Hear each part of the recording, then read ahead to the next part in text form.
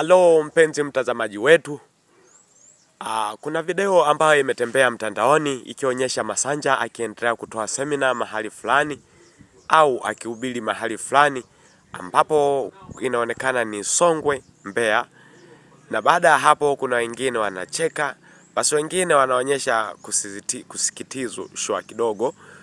Na baada ya hapo ya video hiyo kuruka, imeonyesha baadhi ya wengine wamekuwa na maoni tofauti kupitia comment, na kila mtu amecomment lake, na wengine wamesema huyu bwana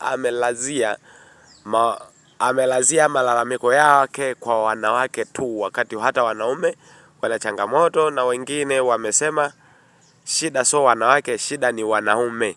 Sasa je, nini maoni yako kwenye hii video yetu? Basi usisahau kuachia comment.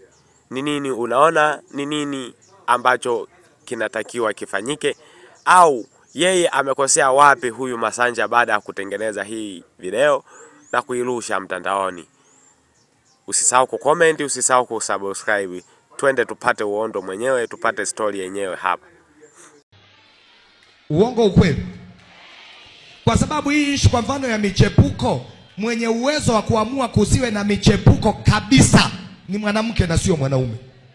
Kwa nini? Kwa sababu sisi tunaenda kumtongoza mtu, akikataa, ukibaka si unashikwa. Kwa hiyo ukikataa imeshindikana. Kwa hiyo mimi nimeoa. Kwa mfano mimi nilioka hapa, nimeoa. Si mnaniona hapa?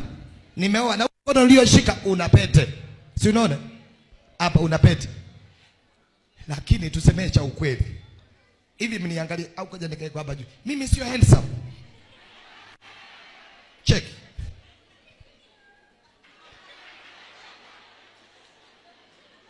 Umenielewa? Na siku hizi tunaswaga.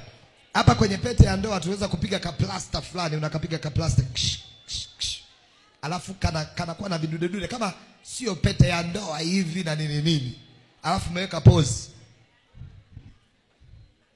Alafu tukikaa jirani na dada mzuri. Kwa mfano hapa nilikuwa naangalia ukumbini. Yaani katika wadada niliowaona hapa ndani, nikawa natafuta basi awepo hata mbaya mmoja, yaani wote. Mpaka nikawa najiuliza, haya maumbo ninayoyaona ni maumbo yenu kweli? Wadada, tuwe wa kweli jamani, Mungu anatuona.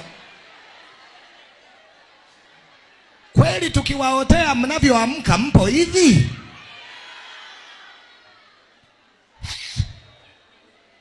Unajua mimi ni mtumishi wa Mungu. Sio vibaya kusifu kama Mungu amemuumba mtu vizuri. Na sio dhambi. Hata Biblia pia inajua hivyo, kuna watu wazuri. Sasa nilikuwa naangalia hapa wakati zinakuja kuchezwa nyimbo hapa. Kila anayekuja hapa mbele ana hips inayolingana na yeye. Halafu kwa hiyo huku Songwe hamna hata mdada mmoja ana kitambi. Au mkija kucheza unakivutia ndani mwenyewe, utapasuka, utabasti, nakwambia tena.